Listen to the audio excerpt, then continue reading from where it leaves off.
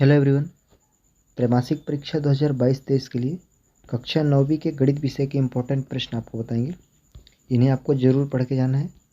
इसके पहले भी कुछ इम्पोर्टेंट प्रश्न जो बताए गए हैं उन्हें भी आपको देख लेना है। वीडियो की लिंक डिस्क्रिप्शन में मिल जाएगी, वहाँ से आप उसे भी पढ़ लीजिए।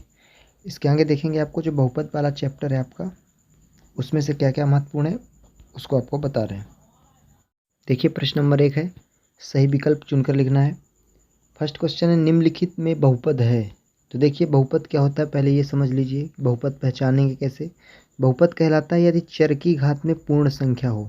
चर की घात में यदि पूर्ण संख्या है, चर की घात में क्या होना चाहिए? पूर्ण संख्या, तभी वो बहुपद कहलाएगा। पूर्ण संख्या क्या होती है?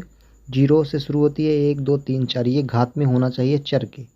तो देखिए यहाँ पे रूट लगा हुआ है, √3x है, तो x की पावर क्या हो जाएगी? 1/2 हो जाएगी, तो ये बहुपद नहीं है। यहाँ पे देखेंगे x² + 1 बटे के नीचे लिखा हुआ है, इसको ऊपर ले जाएंगे तो घात में -1 हो जाएगा चर के। तो यहाँ भी देखेंगे कि x की पावर में जो 2 है, x की घात में जो 2 है, तो ये -2 हो जाएगा जब ऊपर ले जाएंगे तो यहाँ पे देखिए द नंबर जो है ये, इसमें चर की घात 2 है, 1 है और इसमें 0 है। तो चर की घात पूर्ण संख्या किसमें? केवल द में, तो बहुपद ये है। दूसरा है, निम्नलिखित में बहुपद नहीं है। तो इसमें भी देखिए बहुपद कौन सा नहीं है। देखिए ये भी बहुपद है क्योंकि चर की घात 0 है, ये भी बहुपद है क्योंकि चर की घात 0 है, और ये भी बहुपद है क्योंकि √2 में लगा हुआ है, x की पावर में 1 है, मतलब ये भी पूर्ण संख्या है। यहाँ पे देखिए बा जो बटे में है ये ऊपर जाएगा तो y की घात में -1 हो जाएगा, तो ये बहुपद नहीं है। तो इसमें कौन सा हो जाएगा? दूसरे का ब नंबर हो जाएगा कि बहुपद नहीं है, तो ये बहुपद नहीं है। तो कुल मिला के बहुपद आपको याद रखना है कि पूर्ण संख्या घात में होना चाहिए किसके? चर के, तभी वो बहुपद कहलाता है। इसके आगे प्रश्न नंबर 3 में दिया है, शून्य बहुपद की घात है। तो शून्य बहुपद की घात क्या होती है? परिभाषित ही नहीं है। जो शून्य बहुपद कहलाता है इसकी घात परिभाषित नहीं है। इसके आगे चौथा प्रश्न है, ये एक बहुपद दिया हुआ है, x की घातें 2 + 3x की घातें 4 + x - 4x की घातें 3 + 7, इसमें घात बतानी है। तो ये भी समझ लीजिए, बहुपद की घात हर बार आता है, तो आपको समझ लेना बहुपद की घात कैसे जान पाएंगे। तो बहुपद की घात वही कहलाएगी जो चर की सबसे बड़ी घात है। याद रखना है, चर की जो सबसे बड़ी घात है वही बहुपद की घात कहलाएगी। तो देखिए चर x है यहाँ पे, तो सबसे बड़ी घात आपको 4 दिख रही है, तो बहुपद की घात इसकी 4 हो जाएगी। इसका आंसर 4 हो जाएगा। तो देखिए 4 किस नंबर पे दिया है? ब नंबर पे, तो इसका सही आंसर ब नंबर हो जाएगा। बहुपद की घात हो गया और बहुपद पहचानना, ये दो आपको अच्छे से समझ लेना चाहिए। अब देखिए पाँचवा है, बहुपद x² - x - 6 के शून्यक है। इसमें शून्यक निकालना है, तो समझिए गुणनखंड करना पड़ेगा।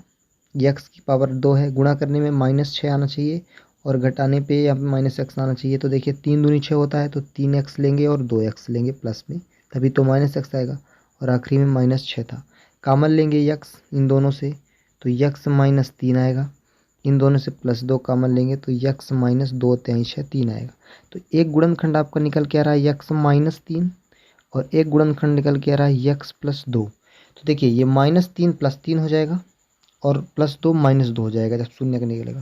तो 3 और -2 इसके शून्य कहलाएंगे। तो देखिए 3 और -2 पहले ही नंबर पे दिया हुआ है, ये शून्य हो गया। छठवा है, एक बहुपद दिया है 5x की घातें 4 - 3x की घातें 2 + 4x³ + 7x + 8 में x² का गुणांक। तो गुणांक भी समझ लीजिए, जिसका गुणांक बोलेगा, गुणांक आना ही है फिर से परीक्षा में, तो आप गुणांक समझ लीजिए। और ये केवल त्रैमासिक के लिए ही महत्वपूर्ण नहीं है, ये आपका जो अभी अर्धवार्षिक होगा और वार्षिक पेपर होगा सभी के लिए महत्वपूर्ण है, इसलिए आपको समझ लेना है। कुछ स्टूडेंट हैं जो केवल रियल पेपर चाहते हैं कि हमको केवल रियल पेपर मिल जाए तो वही हम केवल पढ़ के चले जाएं, इसलिए आपको समझना ज़रूरी है। तो ध्यान से समझिए, जब गुणांक निकालेंगे तो कैसे निकालेंगे। तो गुणांक x² का बताना है इसमें। तो x² देखिए कहाँ पे है? यहाँ पे है, ये जो लिखा हुआ है -3x²। तो x² के गुणा में क्या लिखा हुआ है? -3। तो ये -3 कहाँ पे है? द नंबर पे, इसका सही आंसर हो जाएगा। तो गुणांक जब आपको बताना होगा, जिसका भी गुणांक बोलेगा उसके गुणा में जो रहेगा वो गुणांक कहलाएगा। अगला क्वेश्चन देखिए, निम्नलिखित में से कौन सा बहुपद रैखिक बहुपद है? रैखिक बहुपद और द्विघात बहुपद, त्रिघात बहुपद। तो इसमें आपको केवल घात देखना है। यदि एक घात है तो रैखिक बहुपद, 2 घात है तो द्विघात बहुपद। रैखिक बहुपद कब कहलाएगा? हर बार आता है। एक घात के बहुपद को रैखिक बहुपद कहते हैं। तो एक घात, चर की घात देखिए ब नंबर पे दी हुई है, इसमें चर की घात 2 है, इसमें 2 है और इसमें 0 है, तो ब नंबर हो जाएगा क्योंकि रैखिक बहुपद पूछ रहा है। तो रैखिक बहुपद में चर की घात 1 होती है। अगला है कौन सा द्विघाती बहुपद है। तो द्विघात मतलब दो घात होना चाहिए, तो अ नंबर इसका सही हो जाएगा। इसके आगे 9वां प्रश्न है यहाँ पे, यक्स प्लस एक बहुपद यक्स स्क्वायर माइनस के का एक गुणनखंड है, तो के का मान बताइए। तो देखिए यक्स प्लस वन बराबर जब जीरो लेंगे क्योंकि उसका गुणनखंड है तो एक संतुष्ट करेगा, यक्स बराबर माइनस एक, ये इसका शून्य। तो माइनस एक रखेंगे एक्स के स्थान पे, तो माइनस एक का स्क्वायर माइनस के बराबर जीरो लेंगे, एक हो जाएगा ये, और बराबर जीरो, तो एक बराबर के या के बराबर एक के का मान एक आ रहा है, के का मान एक आ जाएगा यहाँ पे, ब नंबर इसका करेक्ट आंसर है। इसके आगे देखेंगे क्वेश्चन नंबर 10, बहुपद दिया है 3x माइनस दो का शून्य, तो बराबर जीरो लेंगे, तो 3x बराबर दो हो जाएगा क्योंकि माइनस दो दाएं पक्ष में जाके दो हो जाएगा, तो यक्स का मान आ जाएगा 2/3, 3 चला जाएगा बट्टे में, तो 2/3 किस नंबर पे दिया हुआ, देखिए स नंबर पे। इस तरीके से शून्य ज्ञात कर सकते हैं। इसके आगे निम्नलिखित में से कौन सा बहुपद है, फिर से वही आया है, आप खुद समझ सकते हैं कि बहुपद क्या बताया गया है कि चर की घात क्या होनी चाहिए, पूर्ण संख्या। तो देखिए इसमें -1 हो जाएगी, 1/2 हो जाएगी घात, क्योंकि रूट रहता है तो पावर में 1/2 होती है। इसमें -1 हो जाएगी क्योंकि अपान में है, अंश में जाएगा तो, और ये भी माइनस में हो जाएगा, तो केवल द नंबर इसका सही हो जाएगा। तो बहुपद पहचानना याद रखना है आपको, पूर्ण संख्या होना चाहिए चर की घात। गुणांक आ गया, देखिए गुणांक बताना किसका, एक्स स्क्वायर का, जिसका गुणांक उसके गुणा में क्या है, एक्स स्क्वायर यहाँ पे है, इसके गुणा में एक है, तो एक कहाँ पे, अ नंबर पे। तो एक घात के बहुपद को रैखिक बहुपद कहते हैं, याद रखना है। दो घात के बहुपद को द्विघात बहुपद कहते हैं। चर की घात पूर्ण संख्या होगी तो बहुपद कहलाएगा। बहुपद की घात, ये भी क्लियर हो गया, बहुपद की घात वही होगी जो चर की सबसे बड़ी घात है, चर की बड़ी घात जो रहेगी वो बहुपद की घात कहलाएगी। तो ये कुछ इंपॉर्टेंट प्रश्न थे। इसके आगे कुछ क्वेश्चन आंसर देख लीजिए। यहाँ पे देखिए x प्लस ए एक्स प्लस बी का फार्मूला, x प्लस ए और x प्लस बी के फार्मूला से आपको हल करना है। ये क्वेश्चन आएगा जैसे x प्लस 4 x प्लस 10 है, तो देखिए a के जगह पे 4 दिख रहा है और b के जगह पे 10 है, तो इसका जो फार्मूला होता है डायरेक्ट देखिए एक्स स्क्वायर प्लस ए प्लस बी इंटू एक्स होता है और प्लस ए गुणे बी होता है, इसी में रख देंगे तो ये एक्स स्क्वायर प्लस ए प्लस बी, मतलब यहाँ पे देखिए जैसे 4 और 10 है तो 4 प्लस 10 हो जाएगा, और ये एक्स रहेगा प्लस ए बी, ए का मान 4 है और बी का मान 10 है, तो आपका जो आंसर आएगा एक्स स्क्वायर प्लस ये 10 4 14 एक्स हो जाएगा, और प्लस 10 चौको 40 हो जाएगा, तो x square plus 14 x plus 40। इस तरीके से आप एक्स प्लस ए एक्स प्लस बी के जो फार्मूला से एक आपको हल करने को आएगा, तो इसी तरीके से हल कर पाएंगे। जैसे मान लीजिए ये दिया हुआ है 103 गुणे 107, ये भी कई बार आ चुका है, फिर से इंपॉर्टेंट है, इसको भी समझ सकते हैं आप। इसको आपको लिखना जैसे 103 है तो इसको 100 प्लस 3 लिख सकते हैं आप, और 107 जो है इसको 100 प्लस 7 लिख सकते हैं, ये गुणे में है देखिए। तो ये यक्स प्लस ए लग रहा है और यक्स प्लस बी लग रहा है, यक्स के स्थान पे क्या आ रहा है 100, जहाँ पे यक्स रहेगा वहाँ आपको 100 रखना है, और जहाँ पे ए वहाँ पे 3 और जहाँ पे बी वहाँ पे 7।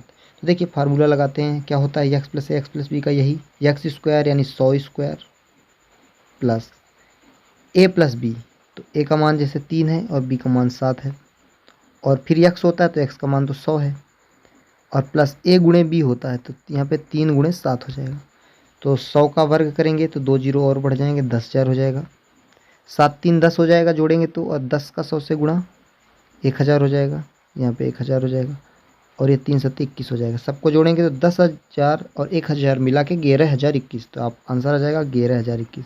कुल मिला के आपको एक्स प्लस ए एक्स प्लस बी का फार्मूला जो होता है इससे हल करने को एक आएगा, इसको तैयार करके ही जाइए।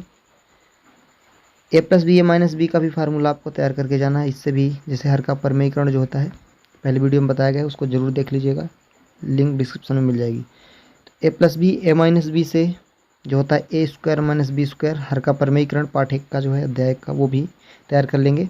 और यहाँ पे जैसे मान लीजिए दिया हुआ है एक्स प्लस 2 एक्स माइनस 2, इसमें भी यही हो जाएगा, एक्स प्लस 2 एक्स माइनस 2 यदि आता है तो ये ए स्क्वायर माइनस बी स्क्वायर से एक्स स्क्वायर माइनस 2 स्क्वायर यानी 4 आ जाएगा, एक्स स्क्वायर माइनस 4, तो ये फार्मूला भी तैयार कर लेना आपको। इसके आगे आपको ब्रिज कोर्स का जो आता है जोड़ घटाना गुणा भाग, नॉर्मल तरीके से दशमलव का जोड़ घटाना जो आता है ये भी तैयार कर लेना है।